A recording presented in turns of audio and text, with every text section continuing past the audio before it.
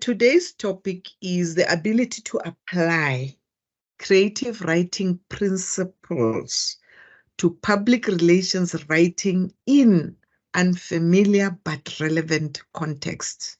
It sounds long, ne? The ability to apply creative writing principles to public relations writing in unfair but relevant context. By the way, we have done all this. We have been applying, we have been talking about writing principles, we have been talking about important things that you need to take care of as a public writer. Now, the topic looks a bit long, but it's not. The ability to apply creative writing means that you can write in a way that is engaging, persuasive, and tailored to your audience and goals. We spoke about this. When I say it's a way of engaging, or it's a way of being persuasive and tailored in your audience and goals. By the way, what is to engage? To engage. I'm engaging you right now. So that you can answer. That's engagement. But how do you understand engaging in your words or in your understanding? Engage engage means to interact, if I'm correct, to become involved, to participate and all that. Yes, it's an interactive, it's a two-way talk, two-way traffic that is happening. So we interact with each other by talking. We interact with each other by playing. We interact. We can even interact with each other by singing. We come as a group, we sing the different parts of our voices. We interact with each other. Thank you very much, Sipostle. Anyone who wants to try, or should I just continue? Some creative writing principles that are relevant for public relations are. Now, when I persuade you, what is the aim of me persuading you to listen? To my aim? What do you think? Why should a person persuade you when talking to you? If I am saying I'm going to ask you to please look at this product, it does wonders when you use it. I'm selling, right? But when I'm selling this product, I'm not just selling it. I'm trying to persuade you to buy it. I use words that will make you look at the product. I use practical things like, let me show you, let me quickly show you, quickly. I say quickly, let me quickly show you how this product works, only to find that I'm just persuading you to look at the product and buy it. It's a persuasive situation. But now, it depends who are you talking to, and it depends what your goals are. You are persuasive because you want somebody to buy. That is your goal. That is why you are doing that. You are engaging with audience because you want them to give to give you your views about something. That is why you are engaging them. You invite them, but you use the relevant words. You use all the techniques that will help you make them interested in what you are saying, in what you are doing. Now, some creative writing principles that are relevant for public relations are: tell a good story that captures, I've highlighted, they captures the attention and interest of your readers. You tell a story, but it must capture the attention and interest of your readers. How are you going to do it? Can anyone give us an example of telling a story that will capture the attention of the audience or the attention of people who will be reading what you are writing or what you are saying? Any example? What is it that you can do to capture a piece of paper or your article?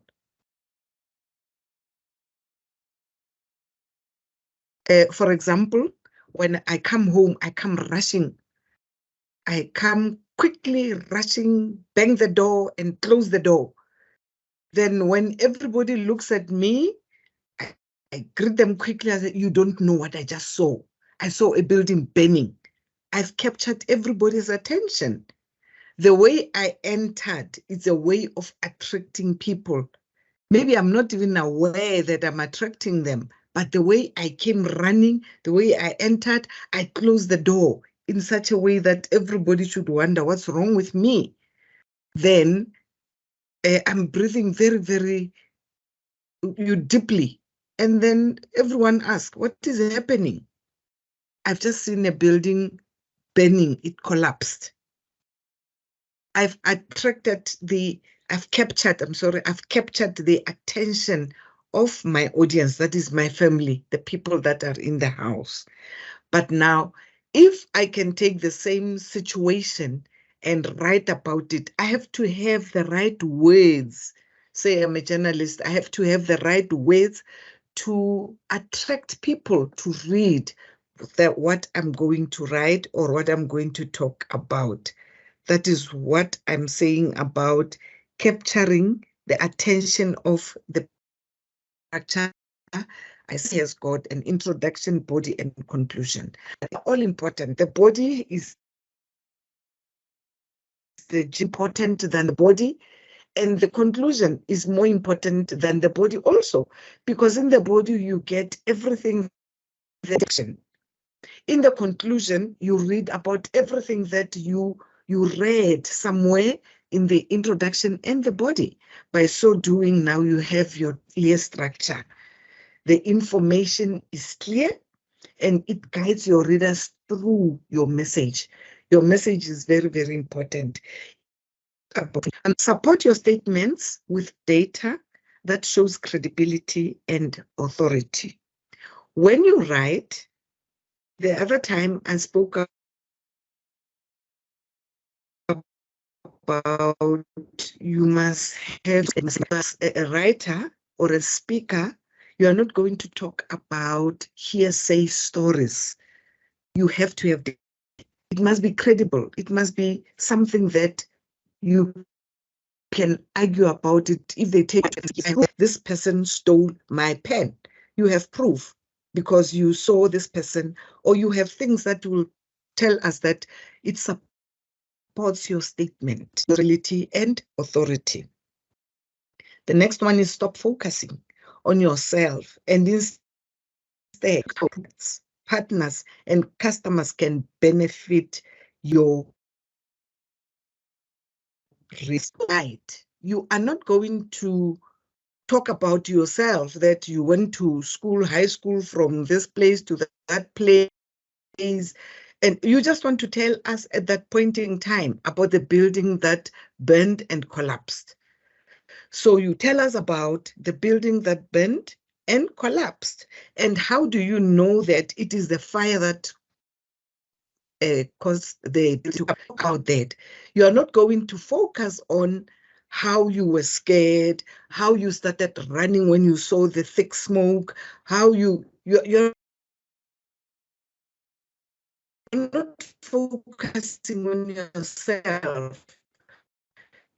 You must focus on what happened. That is the products. You must be clear. You are selling sunlight. Sunlight soap can do this Sunlight soap are Liver Brothers. They produce Sunlight soap. They are where. That's very important. Or you talk about the customers. The customers, those who have used Sunlight soap or Sunlight liquid, can tell us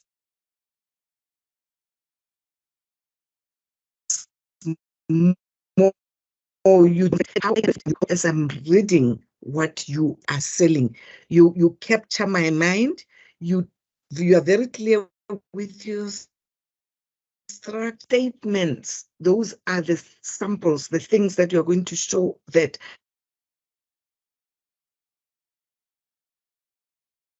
and a path that shows what you want your readers to do next and how they can do it.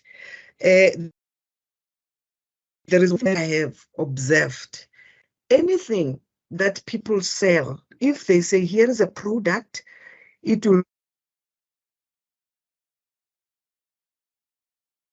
make you, it's the same point, because obesity, growing fat, eating too much, it's something that is there in our lives that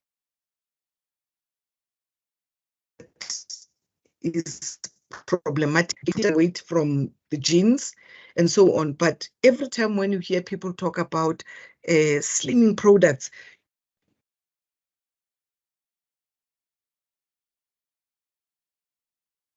you want to check, you want to see what is it that they are doing. And then you're going to again check what is inside your, what is inside. Again, I was kicked out again, I'm aware. Out again. Yeah, I was still giving an example of selling points. When people sell something that will make slimmer or eat less, people like buying that because they think it will happen to them, only to find that this product was prepared and done and tried to other people, but when it comes to you, it doesn't give you the same results. So those are the things that the readers will always look and check if this can help. So you present a clear path that shows what you want your readers to do next and how they can do it. Give your audience a reason to care by appealing to their emotions, values, and needs. I've just given you an example of slimming products. Say I am 150, if that is possible for a person to be 150 Ks, and you tell me, you talk about something that can help me lose weight, I am really going to listen to you. I am going to take all my feelings, my emotions, and listen to you. And if you are not having anything that is appealing to me, I'm not going to listen. Another thing, you must take my values very, very seriously and the needs, what I need. When every time I say, check your audience, if you go to a mall in a town, you stand there and try to sell kota. You know, you all understand what kota is. You sell bread that is filled up with whatever. Very few people will look at your product and buy because you're at a mall. At the mall, there are food outlets where they can even buy better things, not what you are selling. But if you take the same product and it's going to sell because there's no because they're hungry, they want something to eat as they your protein emotion. Seems I'm going to have a rough night. maybe it's kicking me out, or maybe I will change the positions again. So that is that. Give your audience care by appealing their values and needs. You've got to be very careful what comes out of your writing or out of your mouth when you talk. Insultive ways when you're people, you are hurting their emotions, their values are distracted.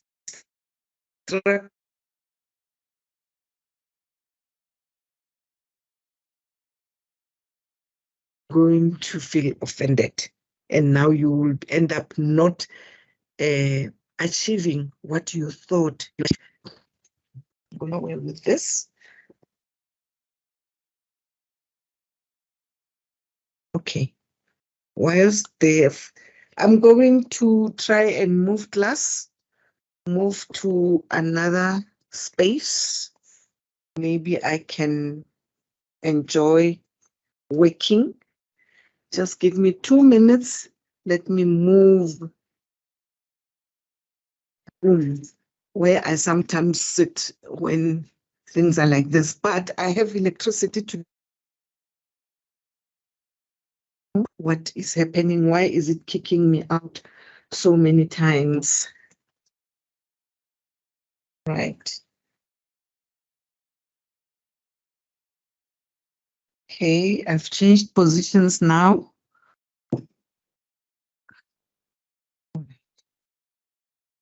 I've changed positions. I hope the signal will be much better. Thank you very much for your patience. Then we move to principles to public relations writing. Yeah? Principles are less about what to do than they are about how to do it. Can anyone explain what a principle is? How do you understand the word principle? How do you understand the word principle?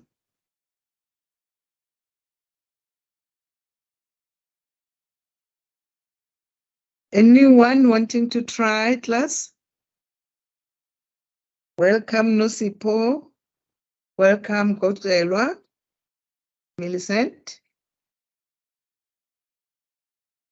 What are principles? How do you understand the word principle? I know African-speaking people, they always mix principal and principle. They write, you'll find that they're talking about principals at schools, and they spell it as principles. That's what I've seen many, many times. What is your understanding with the word principle?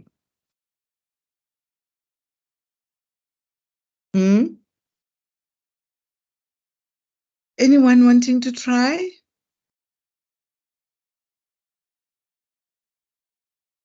No one. What are your principles? If I say, tell me, what are your principles?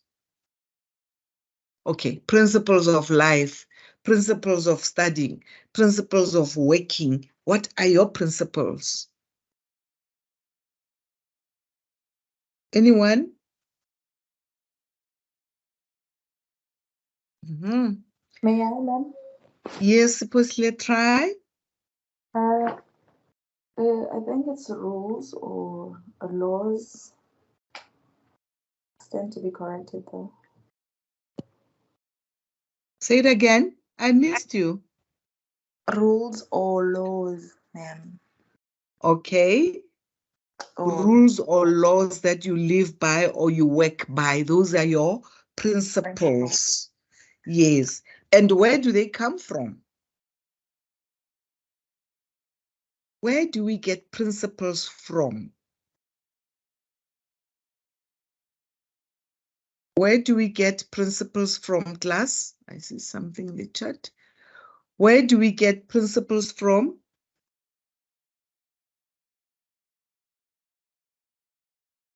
Okay, somebody says there are values. Yes, there are values. Mutsamai Obakeng says there are values. Where do we get them from? Where do we get values from?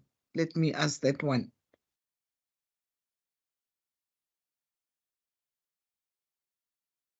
Where do we get values from? Where do we get principles from?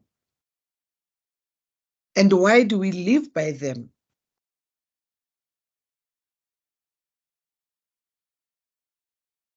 And remember, some of the principles are not even written. Values, some of the values are not written. Yes, Millicent? You asked the question, you said, where do we get them from? Yes. I think we get principles from how we view life as an individual, how you look at life and what you choose to believe in, because there's different kinds of principles that people decide to follow, because there's different ways how to go about living life and choosing a certain path. So I think one gets them from knowing what they want and what they want to achieve and how they want to live their life, what to do and what not to do, from the things that are there to do in life in general. So then you decide to follow certain principles to basically be the person that you want to be and maybe get where you want to be as well. I don't know. You have answered fully. Very good. Thank you. But where do you get them? How do you become aware of yourself? How do you become aware? Those principles, you just don't start them at 30 years or 20 years or 5 years. Where do you get them from? Where do we get our values, class? Until we decide, yes, this is what I want to live by. Where do we get them? Where do we find them? Where do we learn about our principles? How did you come to know that you use your right hand when you eat or when you write or when you play? Who told you that's your right hand? Who told you that's your left hand? How do you know? Principles are important because they give you a filter for making decisions and protect the behaviors you need to embrace to ensure your plan is effective. They are important because they give you a filter for making decisions and protect the behaviors you need to embrace to ensure your plan is effective. Those are the things we are talking about. That when you talk to people, you are aware that this is this type of audience that I'm talking to or that I'm writing to. When you write an academic thesis, there are principles that are written about writing a thesis. You're going to follow those principles. Your supervisor is going to guide you through those principles. When you're a journalist, there are principles in this media room or in this media company. They're going to take you through the principles. And when you start working, you have to make sure that you filter those decisions because they told you that they are there and you need to live by those behaviors so that anyone embraces what you are doing, and you also embrace your work. Your plan becomes effective. Whatever you want to do, you cannot just do something without principles. You study because you've got an aim of achieving something out of your studying. You work. You go to work every day because you have something that you need to achieve in life. Because if you don't work, you don't have any values.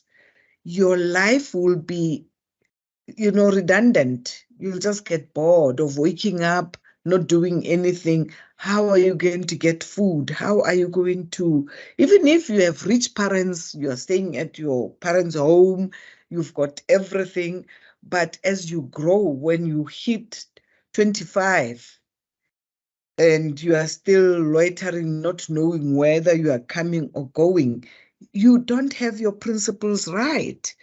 If your age is moving and you still don't have anything, any value that you add in your life, value that you add in your parents' lives, value that you add in your community.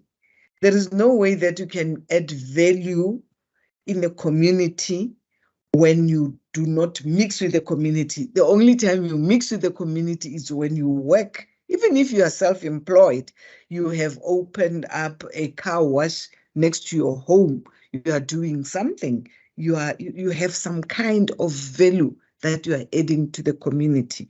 Class, I want you to be aware, there's no person in life who is sober in mind, who doesn't have principles and values. If you lack those, if you don't have principles, you are not coming or going. You are just stagnant.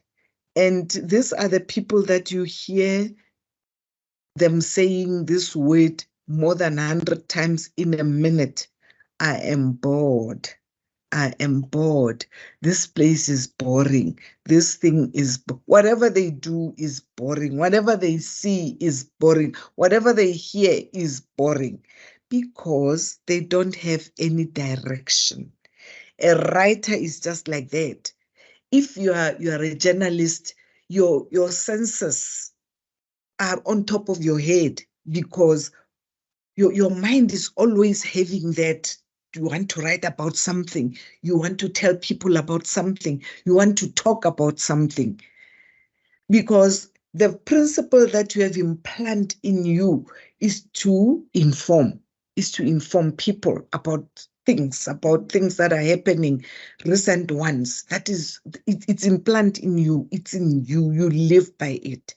If you are a preacher, the only thing that you can do is to preach to people, and you preach them in such a, this course is not, if for preachers also, it's very important because they have the audience at all times. They have people who are listening to, whether they are at church or outside church, they have people who are listening to them. Now, their principles are very important because they have to live by those principles.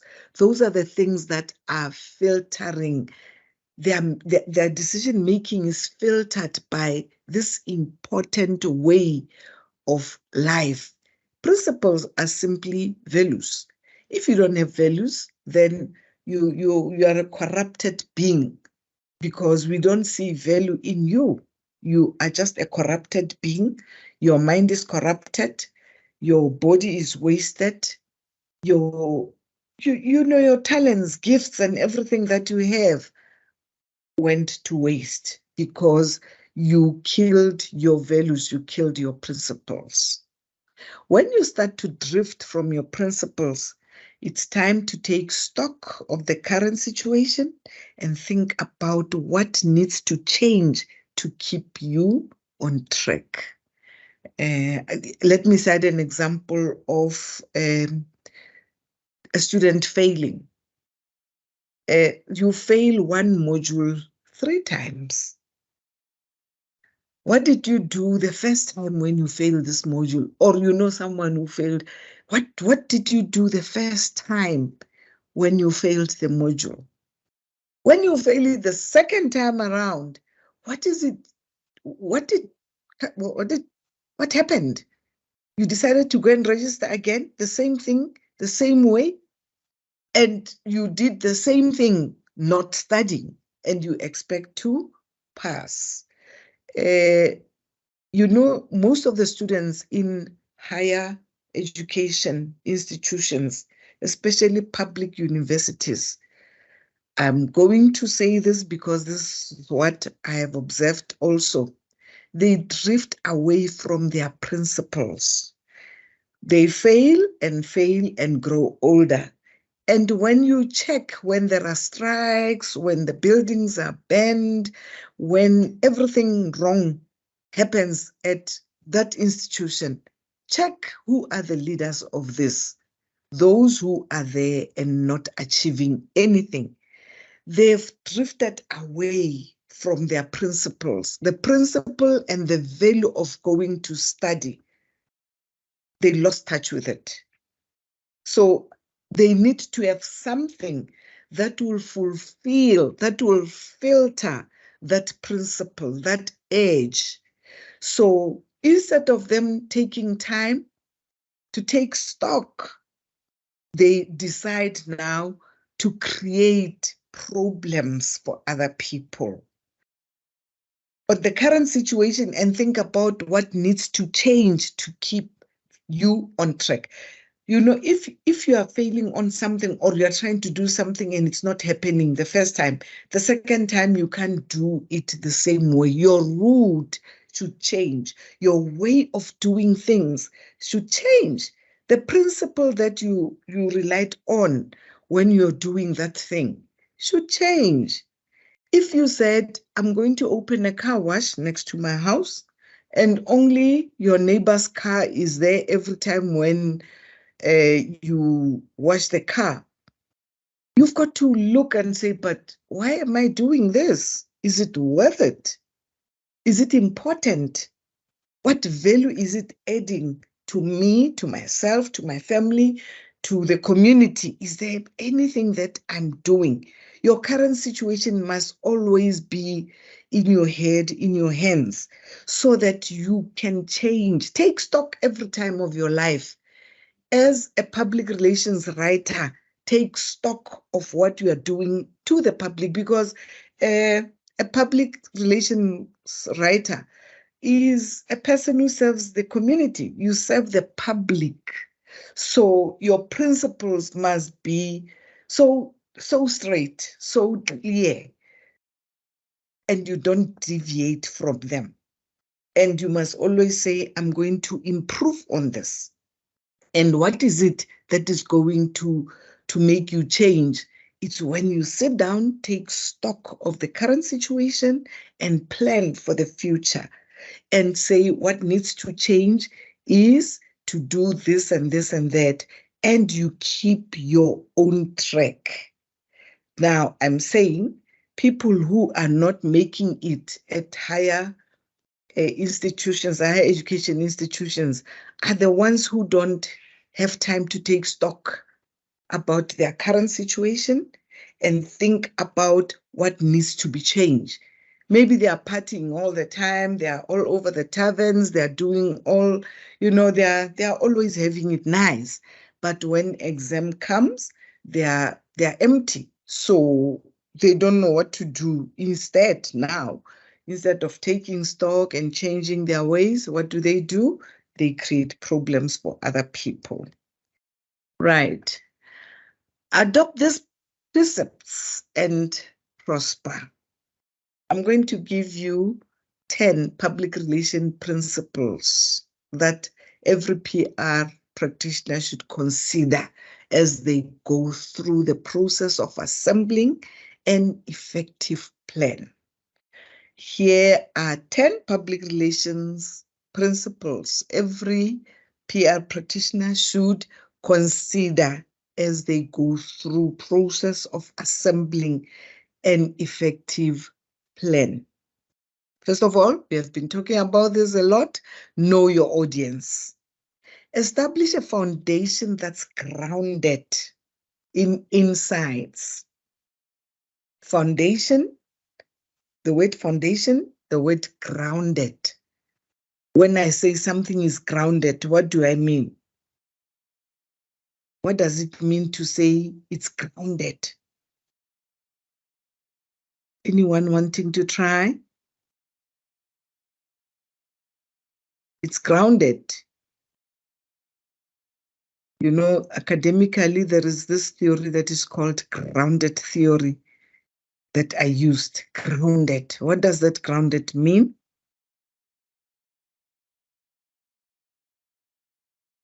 Class?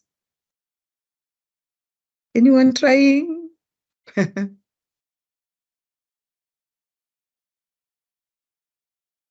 Grounded, it's nothing but, just as the word said, grounded, something that is established, something that you cannot change, something that people live by. It's grounded, it's deeper. You cannot move away from that, even if you can come with different things, different whatever that you want to use. This issue is grounded inside. Do your research and ensure that whatever products or services you support actually fulfill a customer need. Do your research and ensure that whatever products or services you support actually fulfill a customer need. That is no part of knowing your audience. You've got to be very, very sure that you know your audience, because you want something that they do every day. When you want to sell something, you are not going to sell archer at a preschool or a creche.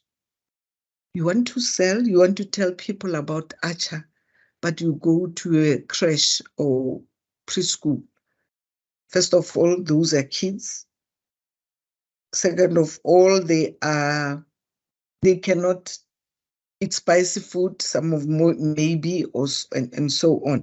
But now when we talk about writing or talking to people, because you can be a speaker as well, you want audience that is going to listen to you.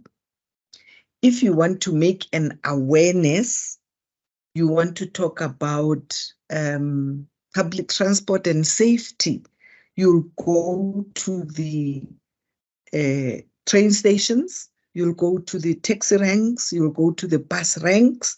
You are raising an awareness. If you want to raise an awareness of road safety, you cannot go and stand on a highway and talk about road safety, because nobody's stopping there. Nobody's going to listen to you. But if you go to taxi ranks, there are groups of people, they're starting from the taxi drivers and so on. Bus ranks, there are many, many people there.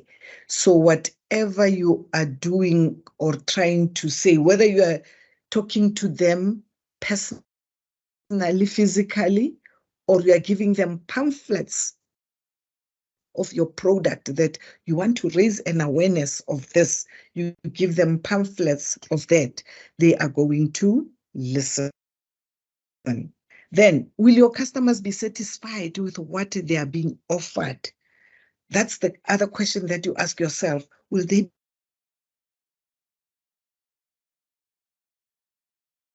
be satisfied with what you are offering? You are just offering something out there. Let me go back to the archer story. You want them to taste your archer. You go to the malls and go to the shops to say, I want to deliver this type of archer. I know you have archer in your shop that you are selling. You go to Spa, for instance. Then you say, I know you've got archer, but I have the type of archer that is different from what you are saying. You will only say this after you have bought the archer that they are saying, taste and check what is inside that archer. So when you prepare yours, you make sure that it's totally different. It's the same, it's archer also, the name is the same, but yours is different because you have added other things that they don't add in their archer. So that's a way of making customers happy, satisfied that we've been offered something else. And the owner of the shop will say, okay, let's give this one a chance. Let's put them there. The customers will choose. If not, voice those concerns internally. Because when customers are not happy, the first time they will go with you, they will buy your newspaper. The second time around, after reading and criticizing your newspaper, your articles, and so on, then you realize that the second time around, they didn't buy your story. They didn't buy any of our products. So there is something wrong with your product. Then many times, PR practitioners can provide an ear closest to the customer. Given their access to what press and analysts are hearing from the end users. You are not going to be this person who cannot be criticized. You must be criticized. Allow your ear to hear criticism.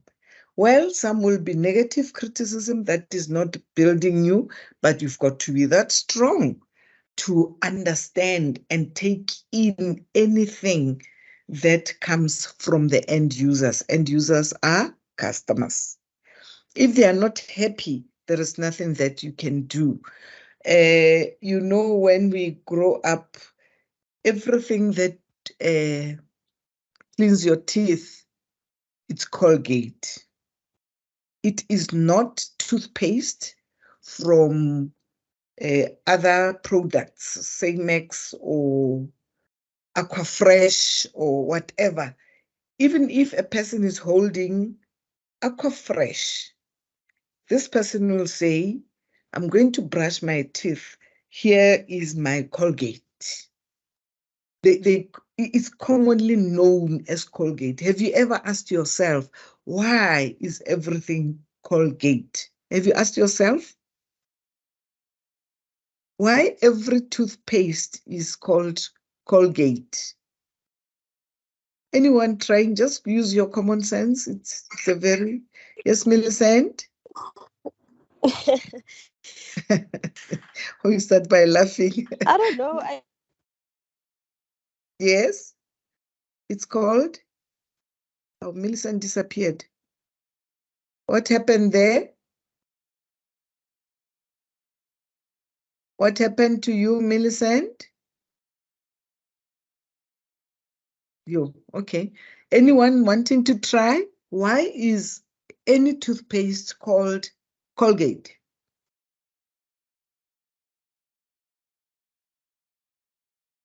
Just use your common sense. Why? Another one that is also common is plastic bags. They are all called checkers. Why? It's a plastic from Pick and Pay, plastic bag from Pick and Pay. It's a plastic bag from Woolworths. Well, Woolworths is not using plastic bags anymore. It's a plastic bag from ShopRite, not Checkers. But they are all called checkers. What is the reason? You've got to be concerned if you want to be a PR on this. If you want to be a journalist, or if you want to be a journalist who advertises, you've got, yes, Kidiboni? I see your hand up, Kidiboni. Yes, good afternoon, ma'am. Yes, I ma'am. believe those companies did proper what you call marketing for their products so that they have remained in people's minds for the longest time because they were properly marketed. Okay, thank you very much. Any other reason? They were properly marketed? Any other reason? Ma'am, can I give it a try? Yes, Khotatso, thank you. I think like Giriwani said, they were rightly marketed, and also I think they are one of the very longest like brands. Yes, correct. They started the products. When we grow up, it was only Colgate that was used to clean our teeth. And Checkers started with the plastic bags because plastic bags were not there before. We used to go to the shops using our own bags, and other shops were using brown paper bags. And they came with plastic. And it went on to improve and improve, that the same plastic can now be built, and so on and so on. Now, when other products came, they found that in people's mind, the only toothpaste is Colgate. It was well marketed and it was well distributed, because they were even giving things for free, the small ones at schools. They're still doing it right now. There are people who are going around the schools showing how to clean their teeth, giving them toothbrushes and toothpaste. So there is no way, when I look at this all the time, there is no way that Colgate will go down, because they are even important also all the time. You find new brands, they are all from Colgate. Same as plastic bags, though we are told to stop using plastic bags because they are dangerous and they are littering. People are littering with them all over. Well marketed, and they were the first, amongst the first things that came to the communities. Thank you for your contributions. Many times, PR practitioners can provide an ear closest to the customer, giving access what analysts are hearing from the end users. Use that knowledge to support the development of offering that will truly delight the marketplace. And understand that, oh, when I do, people don't buy it because it's not that they don't want it, because they cannot afford that. They can only afford something like this. You take your market, you check what is happening, and then you observe, and that will truly delight the marketplace as a PR. That is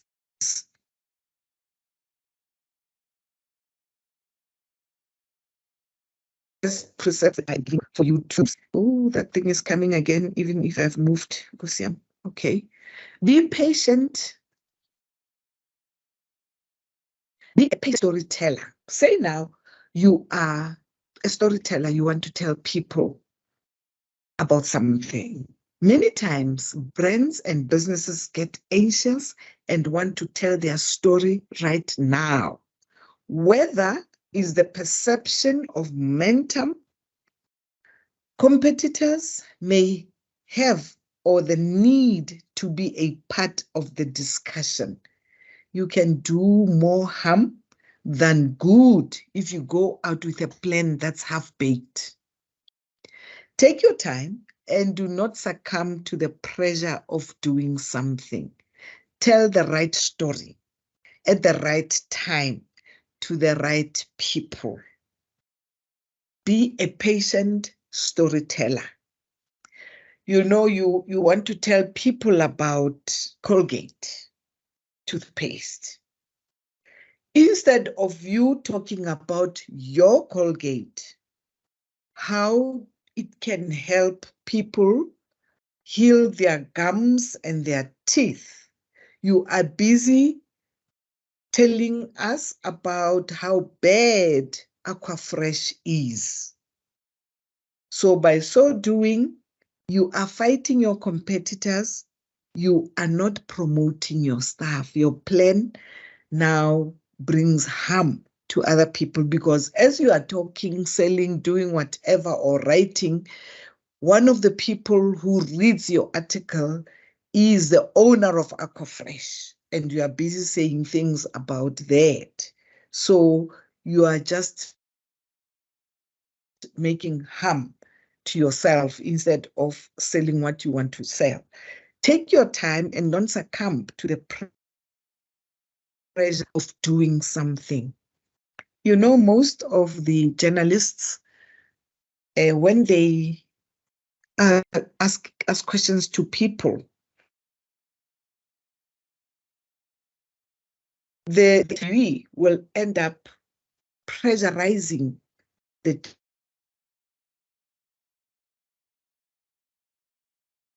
aid from task. Now, this person succumbs to the interviewee instead of sticking to his or her questions that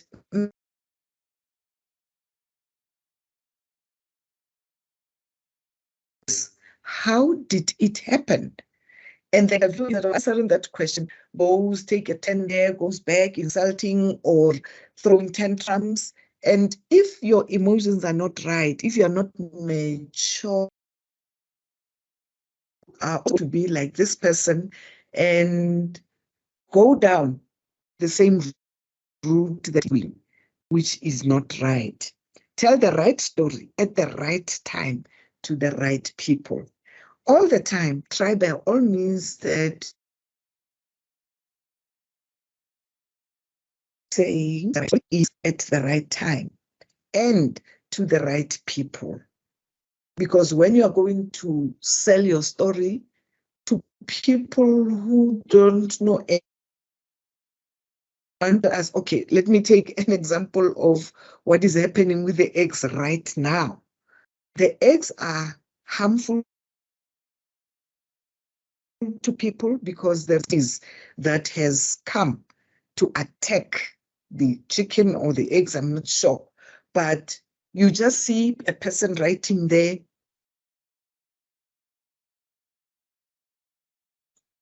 then that attracts you to want to know, oh, what's wrong with the eggs?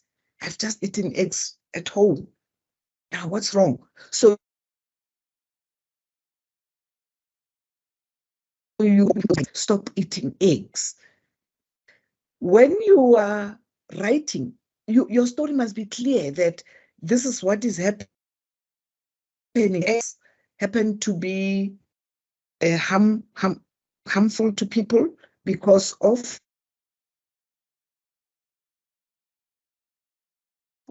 and this is happening, blah, blah, blah, blah, blah, blah. Now, when you write and or you say, don't eat eggs because they are harmful, we want to know how harmful are they? I've been eating eggs since I grew up.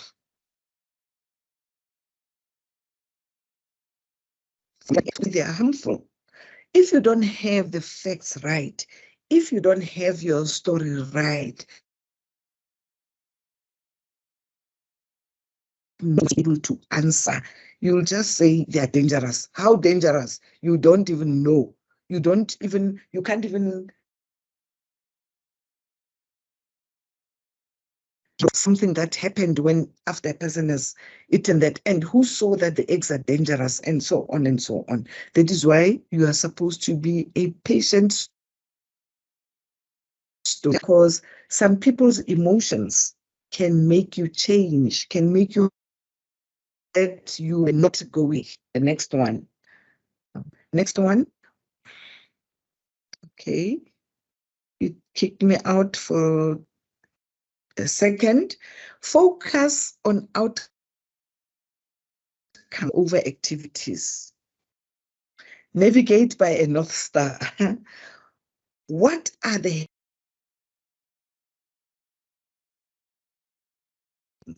and actions you want to see delivered through your plan? What do you want to see, hear, feel, or do? Focus and outcomes.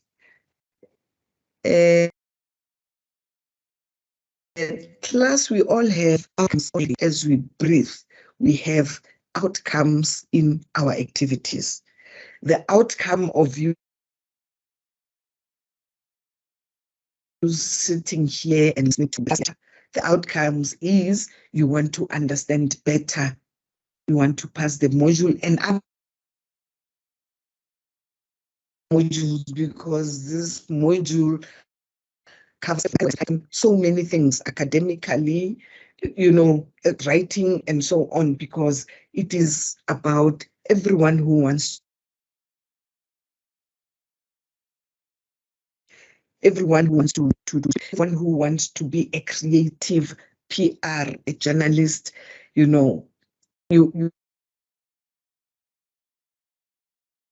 Now, you've got to focus. I've just given you the headlines. Stop eating eggs. Now, the perception is that eggs will kill you, make you sick, or whatever. Why are you saying that? Because it comes from the chickens that were infected. So you want this to be delivered, but you need to have a plan. Going to say it and where? Who's going to read it? How will they feel? And are they going to be scary? Am I going to make people scared?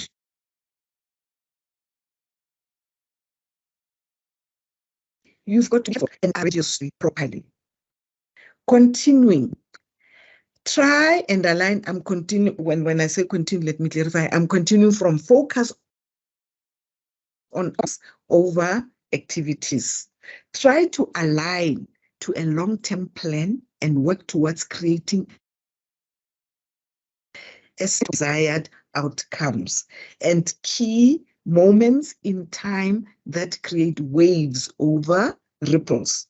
The alternative, doing a bunch of activities that are not aligned to a broader strategy, isn't the best use of your resources. Nor is it the way to build a durable team. You align your work for long term. Let me take an example of your studying. When you study, when you register the first time, you are given a path. If you want to be this, you've got to study this group of modules. And for you to achieve, you have to take 5 modules or 2 modules, it depends.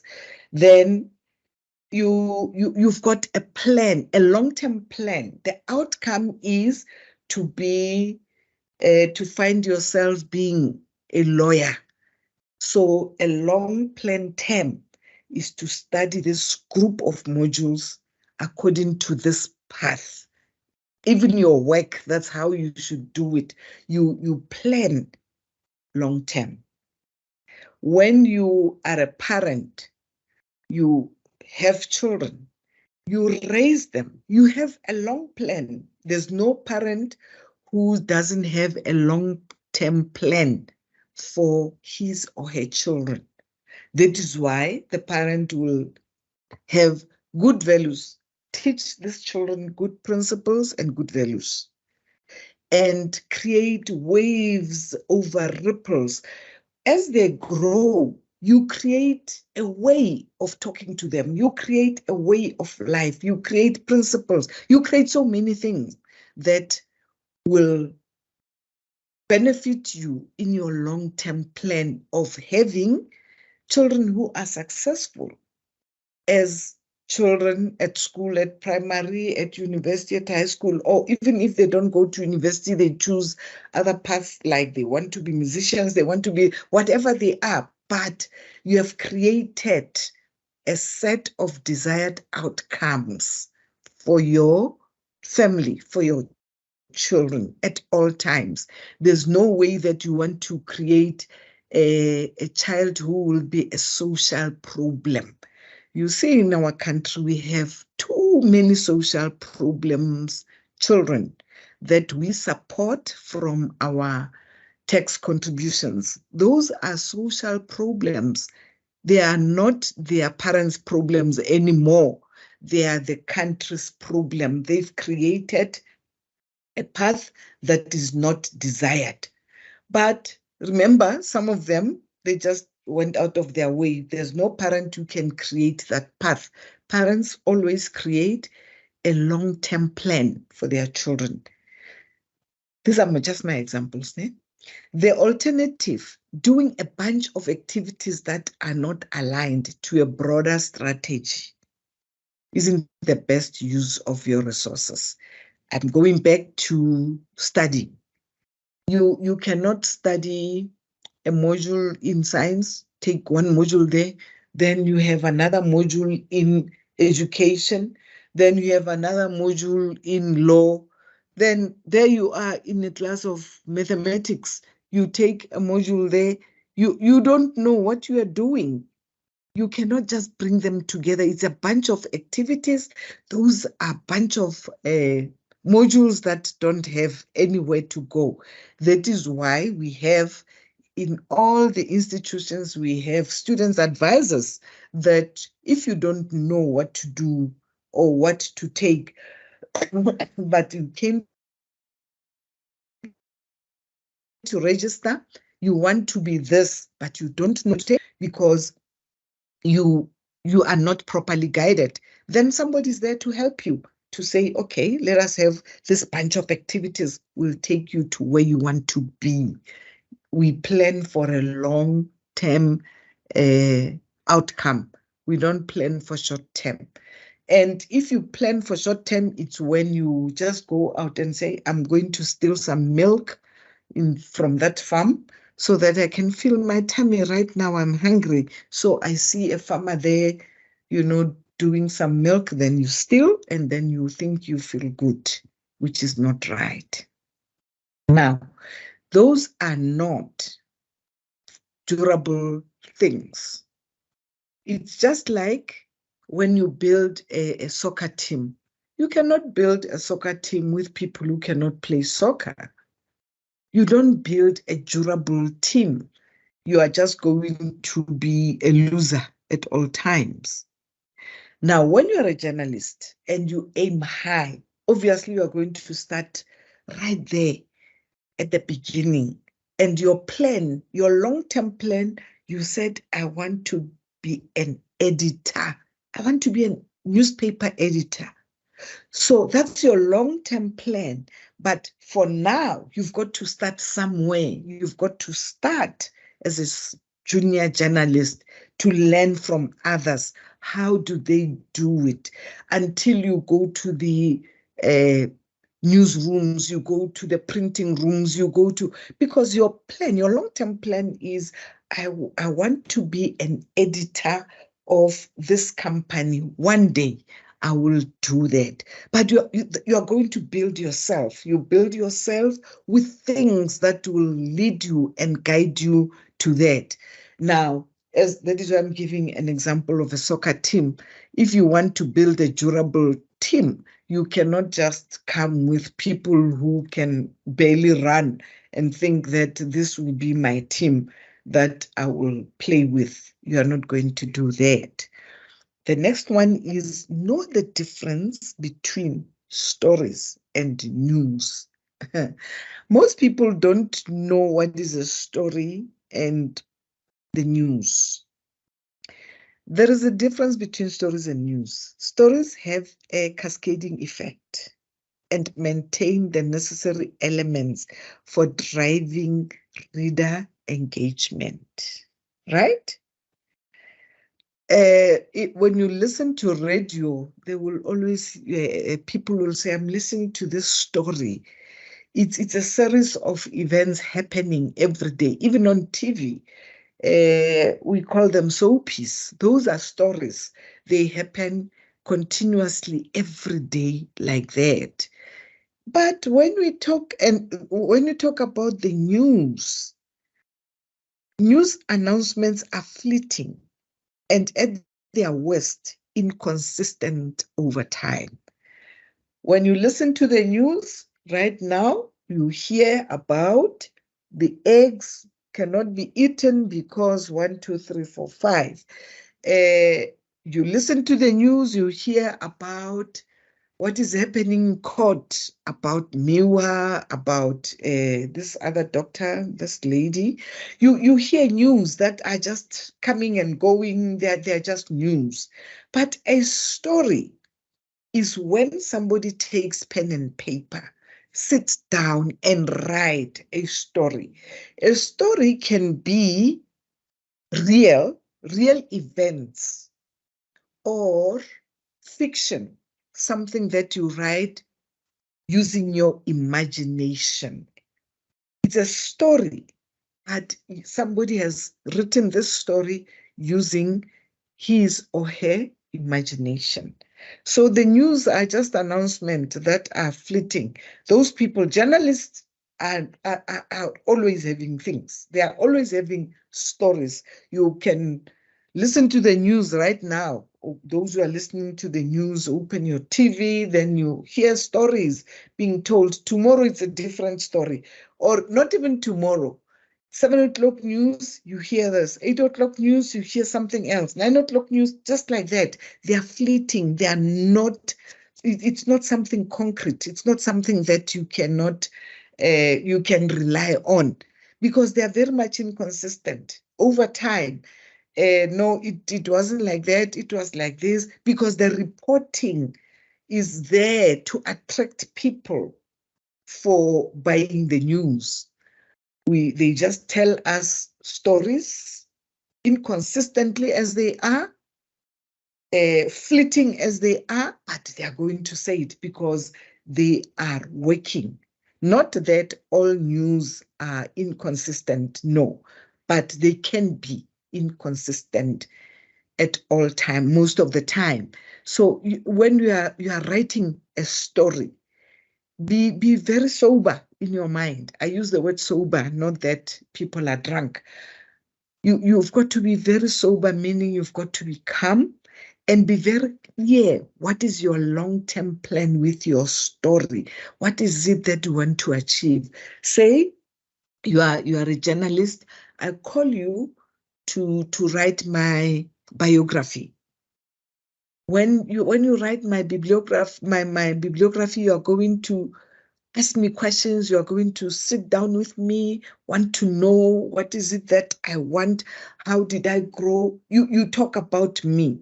But if you are not consistent, you are going to end up changing what I told you. That's where you always find these people fighting with the owner of the stories, because they've reported or they have written things that the owner didn't say. Just like when you are watching a movie, you watch a movie and you see that, this is just a movie. There is no car that can fly like that over the roofs and stuff like that. It's just what we call fiction. It's creativity, but it's still a story. We watch it. It's a movie. We watch that movie. We watch the story from a movie. Press do their homework, and it's very easy for them to dismiss another press release as noise versus something of substance that they need to take an interest in, following and sharing with their readers. Noise can be, what can I say? I'm sorry to politicians. Sometimes politicians can make the loudest noise. They do. When you listen, they talk. Yes, they talk. But at the end of the day, when you check of what they are saying, what is this person saying? Hey, my manifested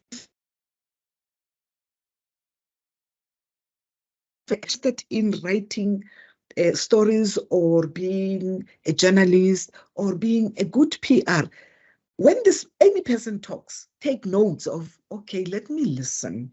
Just take my time and listen to this person. And you analyze, what is this person saying? At the end of the day, you ask yourself, what is the gist of the message? What was this person saying at this funeral? Most of the time, you'll find that it was just noise. Nothing important. Now, if you are a good PR, you must have something of substance so that you can take interest in what you are writing, because you want us to share what you are writing, to understand as readers that you wanted to tell us about this issue. When I started, I gave an example of a building burning and people dying and so on. What is the substance? Why should we know about this building that is burning and collapsing? The substance is that, first of all, it's one of the biggest buildings, and it has so many stories that we didn't expect it to collapse easily like that. And The worst thing is that people died from that building. That's the substance of the whole thing. People died. The biggest building collapsed. Those 2 points gives you the substance of the story. But if it's just noise that, yeah, it collapsed and it was about to collapse, you don't know. When you say it, you don't know whether you saw it collapsing or it was about to collapse when you passed, and you don't have anything that we can say it's tangible. We can talk about it, we can follow, we can read. Have you noticed there are people who like sending stories in the WhatsApp groups and whatever? They like saying, please share this from TikTok or whoever. They say a lot of nonsense and they expect you to share with other people. That's the last thing I do in my life. I never ever share somebody's stories. When it's sent to me, I read quickly. If it's nonsense, I delete quickly and forget about it. I don't care where does it come from, because I know my children won't send me such nonsense. And my good friends, real friends, won't send me such nonsense. So the people who are sending this are the people who do have a lot of time in their hands. They don't know what to do about it. They don't know what to do about their time. So they go about spreading things that are useless. Go beyond the echo chamber. Focus your attention outside of the walls of your business. If you spend too much of your time drinking the Kool-Aid, you are going to miss an opportunity to understand broader market sentiments. I hope you understand this. If you spend too much of your time drinking the Kool-Aid, I hope you all know what Kool-Aid is, you are going to miss an opportunity to understand broader market sentiments.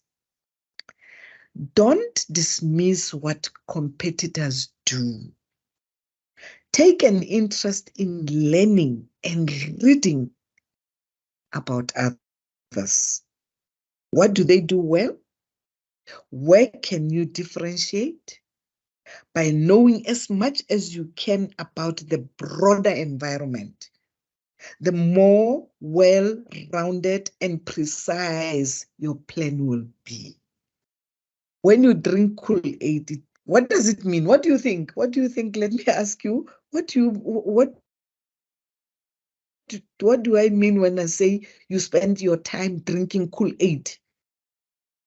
As a PR, a writer, whether you are writing academically or you are writing as an advertiser or as a journalist, or you want to be this writer who write books, who want to share stories of your life or share stories that you heard from your grandmother, your grandparents, and so on.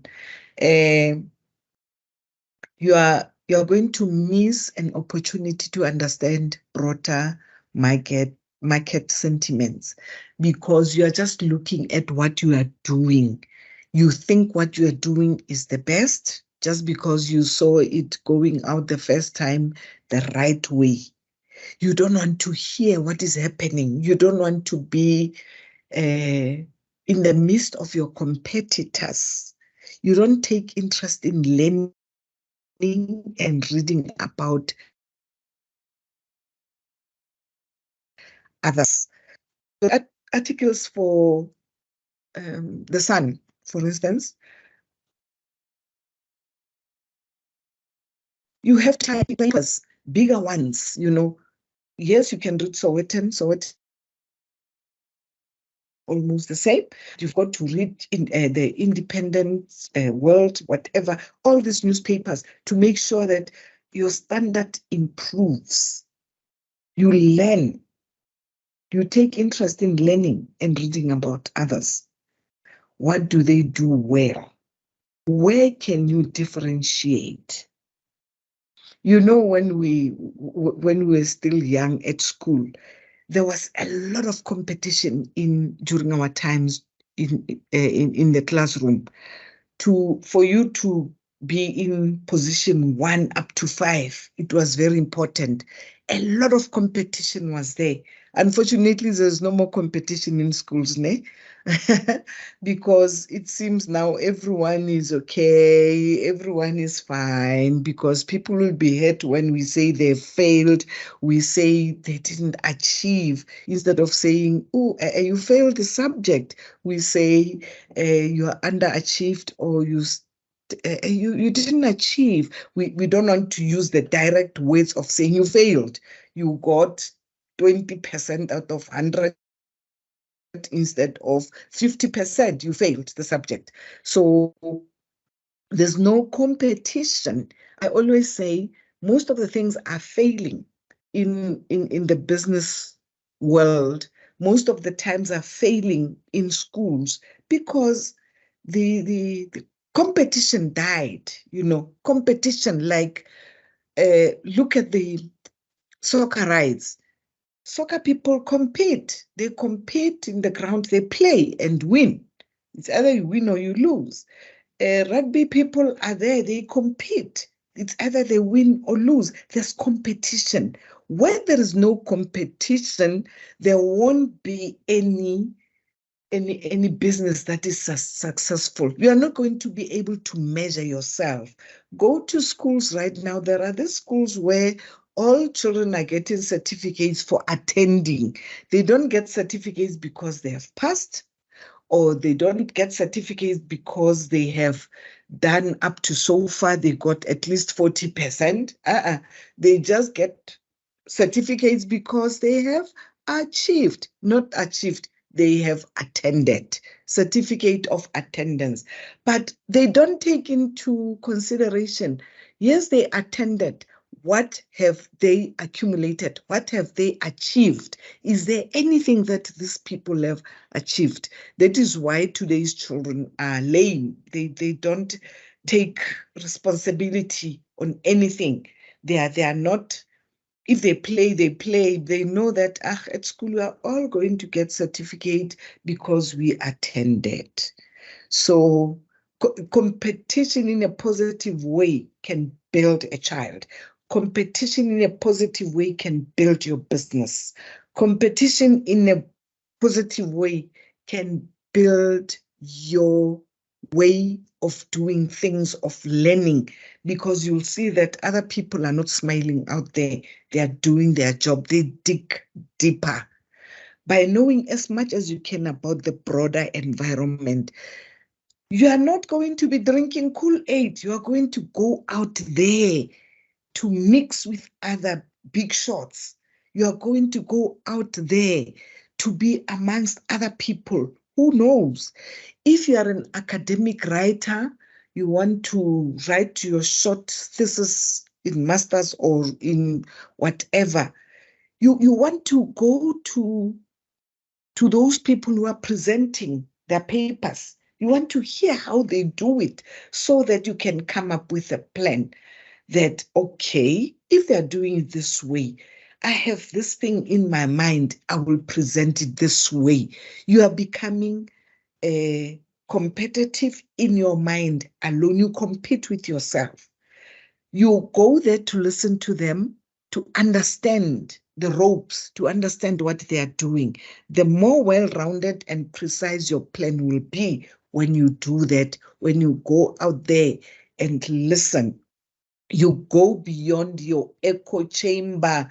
Your chamber is inside you. But if you're going to sit in that room drinking your Kool-Aid, you are going nowhere in anything, not only in writing, in your business, in your work. If you say they employed me as an assistant secretary for the boss, you are doing nothing to learn what is the secretary doing that the boss is so pleased about. You are learning. You're just, as long as the secretary says, I must help with printing out the memorandum, the memo, what was happening, and so on, I'm fine. you're not going to grow. You're going nowhere. You are drinking the Kool-Aid. You are not going out of your chamber. You want to echo your chamber until you grow 50 years and leave the company. You're not going to be anything. Be humble. Focus on your products, partners, and customers. Worry about what you are doing that makes you great. Be proud, but don't be boastful. Class, you know when you are a human being, if you want to win the hearts of people, you must be humble. And you become humble by knowing what you are doing. You know yourself, you know your products, you know your partners, you know your customers. Worry about what you are doing that makes you great. You know that you are gifted in this, and you are going to dwell into that you are gifted on. So you go about doing it thoroughly.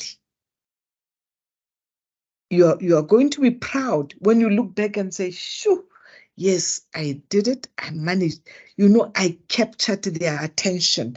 Maybe at that time you were giving a speech somewhere or you were talking.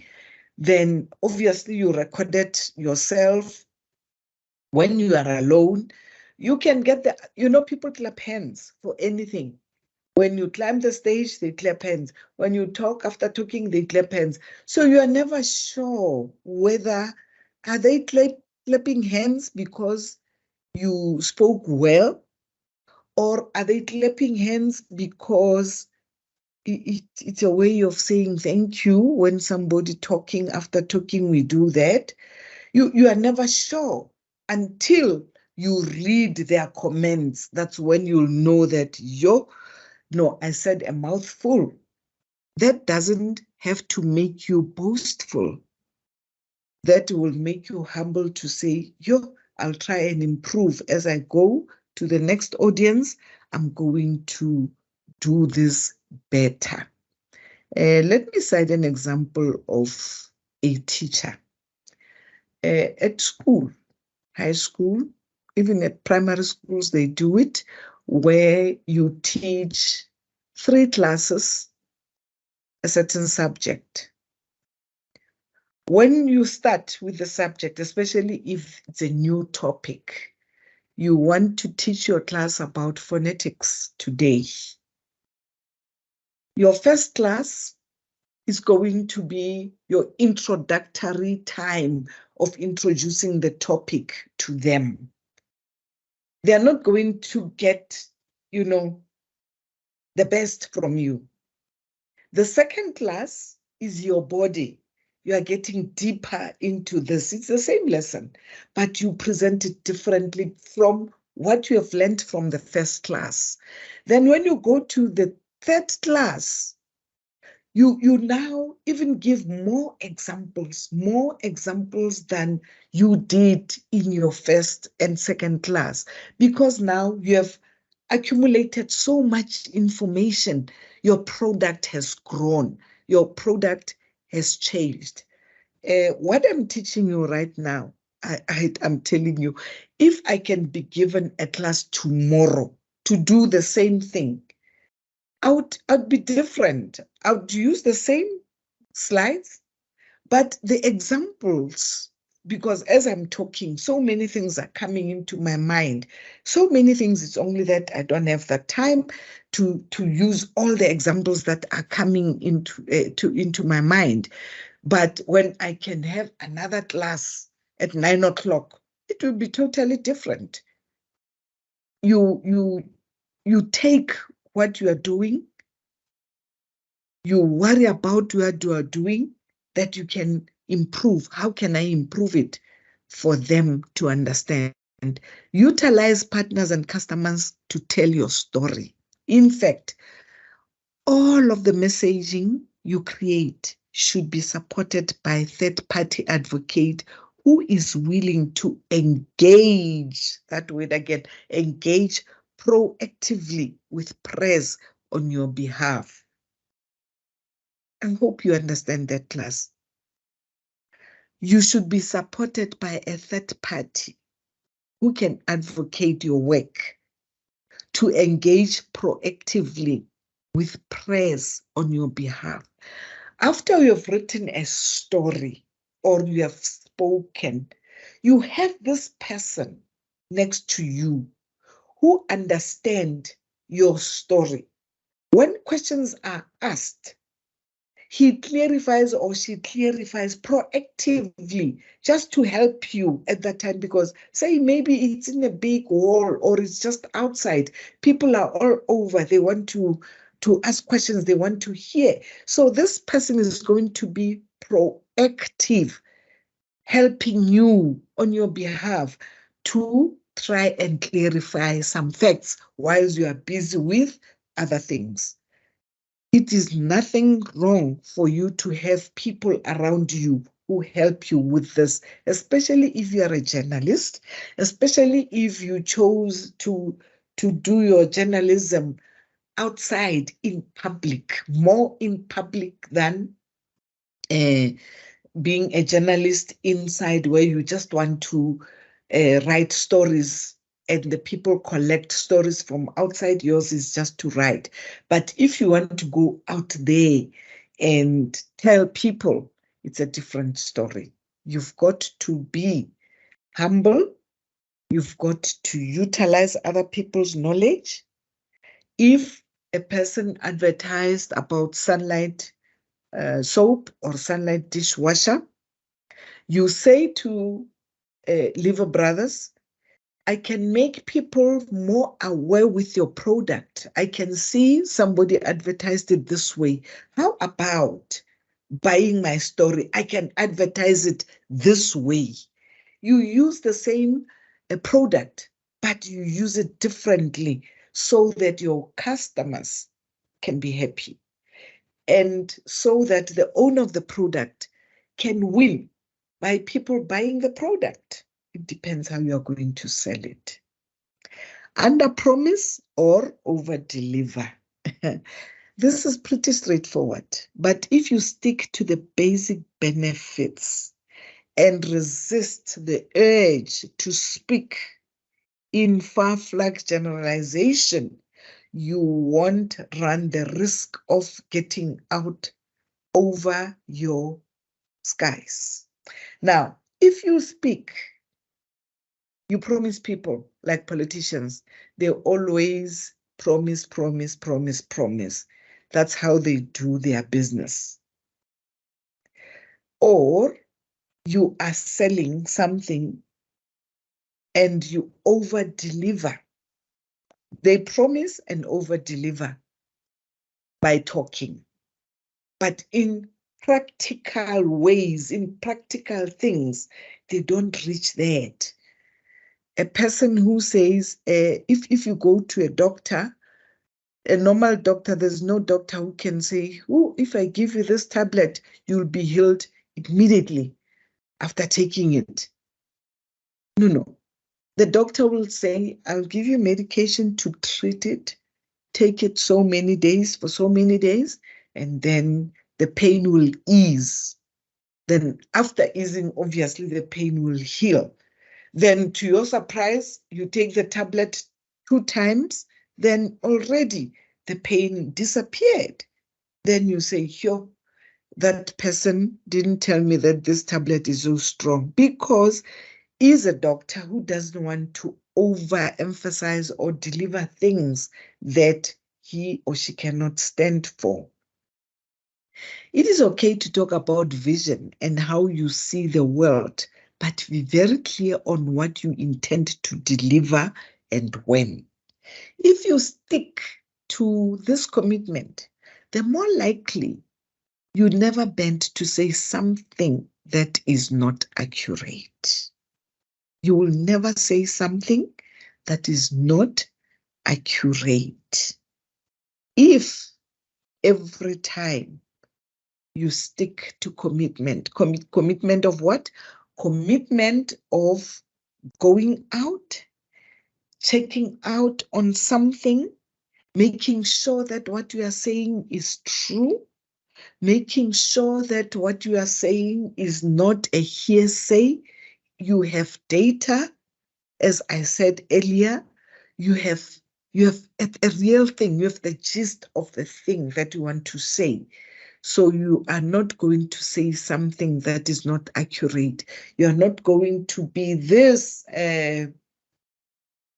what do we call them? These journalists who will always bend down and say, I'm sorry, I didn't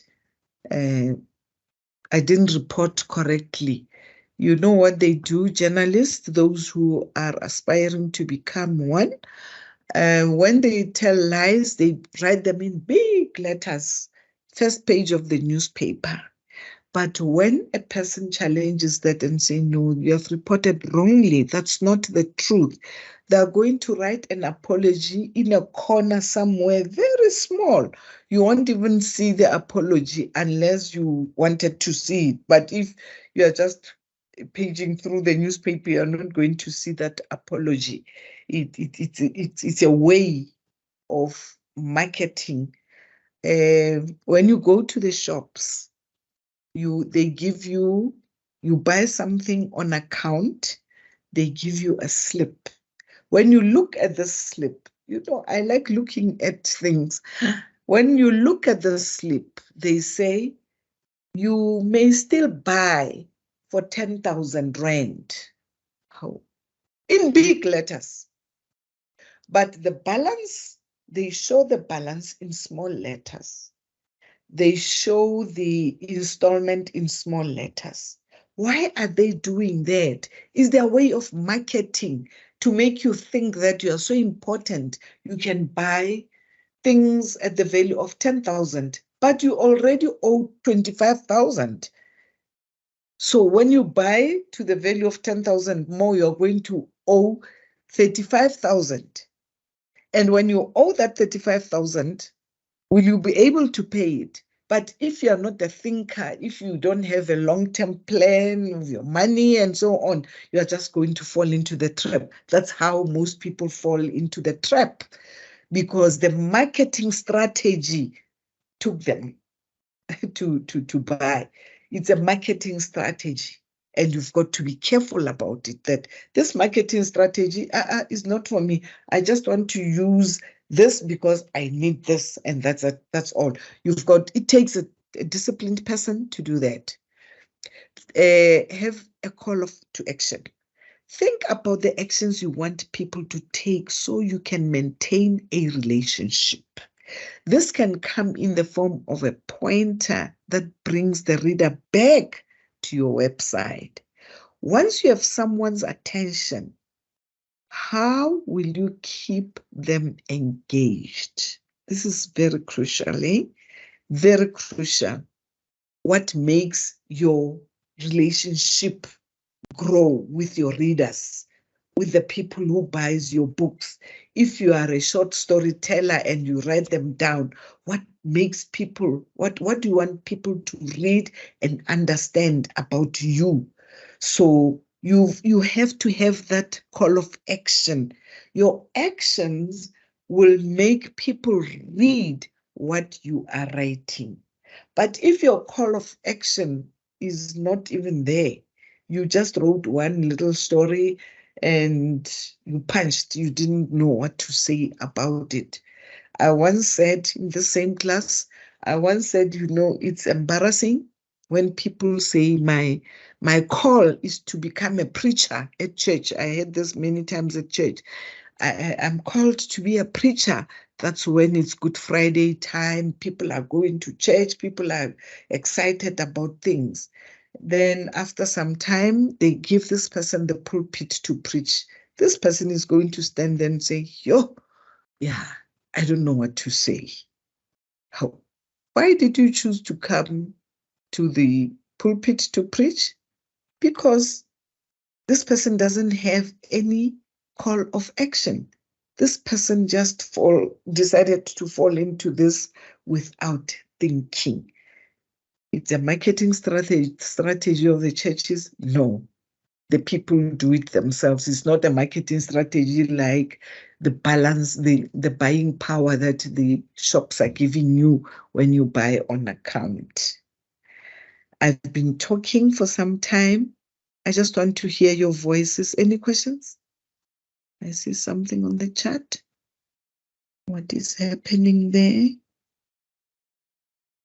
I like that one, Kidiboni. Kidiboni says drinking Kool-Aid means you have a nonchalant approach to things. That's very good. You are cold, in other words. You're cold. So thank you very much for that. Any other? If there is nothing there, I'm going to continue with my next slide. Public relations is not an island. PR is far more than a vehicle that creates awareness at the end of a product cycle. Great PR teams are woven into fabric of the business from day one. The team should be integrated into the long-term plans of the company to ensure product and PR plans stay aligned. Spend a good amount of time with others, e.g. engineering and design. Some of the best stories will come from those closest to the product. Remember, I even said you can continue just being with other people. You get out of your Kool-Aid room, you mix with other people, you build yourself up until you are up there. Sometimes I hear politicians saying, this person has been building herself or himself up in the ranks of the party or whatever. My question always is, what are they doing? Because work-wise, like if you are a teacher, you build yourself up by studying, by teaching, by doing. If you are a journalist, you work yourself up by working on the lower levels and go and grow and grow. But I don't know, maybe you know, I don't know what politicians mean when they always say people build themselves up to be this. I don't understand that. It's not my field. I'm very, very far from that. So that is why maybe I don't know. Then if you use your awareness at the end of the product, you will always be taken care of by other people who will say, we have seen you writing this. Can you come and join us in our company? They will follow you because you are doing the right thing, especially if you are a person who mix with other people, who comes to understand that you've got to be integrated into the long-term plans of any company. You've got to be integrated. But if you are an island, you are doing things alone there in your little corner, as if you are writing an examination, then you are not going to see yourself going far in PR because it's not an island. Okay? Require the requirements. Every plan must meet a set of requirements. That is data, partners, launch dates, and so on. Those are the requirements. If the requirements aren't met, that becomes your ultimate go or a no-go filter. PR practitioners often find themselves in a position where they are the ones to decide how, when, and where a news announcement takes place. The requirements are very important. You've got to know how, when, and where this news can be announced. Your requirements become your rules of engagement, giving you the confidence you need to know your plan is sound. If you don't have a sound plan, you are not going anywhere. I gave an example of a parent who is raising a child and educating a child as a long-term plan. for this child. Your work is just like that. You build yourself up by studying, learning, working, getting deeper into that, so that when you tell us, I have experience of journalism, then you tell us about things that you have done. You tell us about things that you have seen. You give your own experience that is evidence of your engagements. Then you are able to be a person who will filter whatever you are doing. Your ultimate filter will always be filtered and it will be full. Some advantages of considering the context of a study. Can you see how I jumped now? Increased validity. Considering the context can help ensure that the study is relevant to the population being studied, and that the findings are more representative of the real world. Plus, we read about animals. There are people who take time to go and live with the lions, for instance. They study how the lions eat, how they communicate, how they protect each other, how they do things, and they come and write about them. Then we get the books from the market. Considering the context can help ensure that this study is relevant to the population being studied. The population for this person is the lions. For them to know more about the lions is to go and be with them. Not to say that they are going to be a disturbance. They know how to be somewhere there, take pictures, do all these things. And then they say they have these geographic books about animals. They live with them for some time before they come and write. And their findings are more representative of the real world because they've seen it. They are able to can say, this is what happens. So the validity of what they are saying is increased. If a doctor says, I like giving childbearing as an example. If the doctor says, when you do this, when you are about to deliver the baby, this will happen. So don't do this. This person, the doctor, studied and saw these things happening. So there is validity in what he is saying. You've got to take charge. You've got to take responsibility of the advice that they are giving. And has enhanced understanding. By examining the context of the study, researchers can gain deeper understanding of the factors that influence the phenomenon under investigation.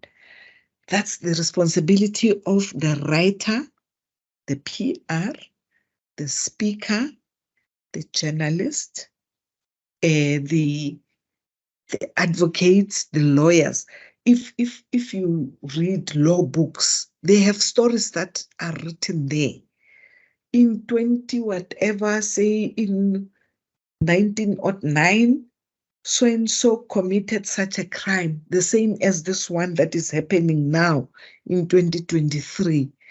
And Judge so and so in that year, 1909, judged this case this way. This person is building his or her argument towards that. That is good story reading and good storytelling, because that is going to be used in court. It's there. There is validity in what this person is saying because of the content that he is presenting, he or she is presenting. There is validity. Now, you must always examine the context of the study, because the context can kick you out. The context can be interpreted in different ways. So when you write to a certain group or a certain population, you must be aware of the context and make sure that you understand what you are saying. Writing in unfamiliar but relevant context. What is context? The definition of context is the setting within which a work of writing is situated. Context provides meaning and clarity to the intended message. Context clues in a literary work create a relationship between the writer and reader, giving a deeper understanding of the intent and direction of the writing. Literally, context is background information or circumstances you provide to inform why something is taking place. Context can also be the backstory of a character, provided to inform their behavior and personality. I've just given you an example of a person who is studying animals, lions. The behavior of lions will be written under the context of what this person saw at that time. Literally, context is background information or circumstances you provide to inform why something is taking place. The context of why something is taking place is something that has been observed, something that was seen, something that happened when you were around. So you have the context of that. Is any work that you can give data of and provide evidence out of that is the context. And my last slide, writing in an unfamiliar but relevant context can be challenging, but also rewarding.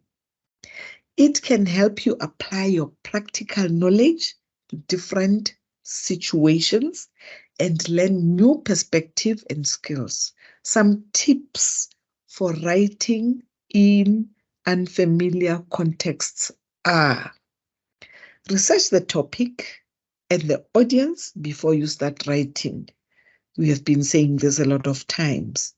Use clear and appropriate language and structure for the purpose and genre of your writing. That is why we studied language and how to arrange language. Provide enough background information and examples to make your message understandable. Okay? Avoid making assumptions or generalizations that may not apply to the context. When you make assumptions, oh, I think, the minute you say, I think, or you menace, oh, I heard people saying that, you are not okay. You are not correct to say you are going to provide a good background or a good context about the thing, because you are assuming you are generalization. Seek feedback from others who are familiar with the context or have a different point of view. You must not be scared to be criticized. That is why when you are an academic writer, you have a supervisor, supervisors, people, and editor, people who will always criticize you. Same with PR. Don't be scared to give your work to other people, to edit, to check, to make sure that the context of your story is true. Tell us about something that you know, something you fully can stand on your feet and say, I know this because of 1, 2, 3, 5. Okay? Any questions, any clarities? I still have a class, they are all sleeping. Thank you very much for sleeping. I hope I'll see you tomorrow. Thank you very much, class. If you don't have questions, I'm happy. Thank you, Nozipo. Thank you, thank you, thank you. There's Nozipo Dlada. There's Nozipo Amahle. Thank you very much.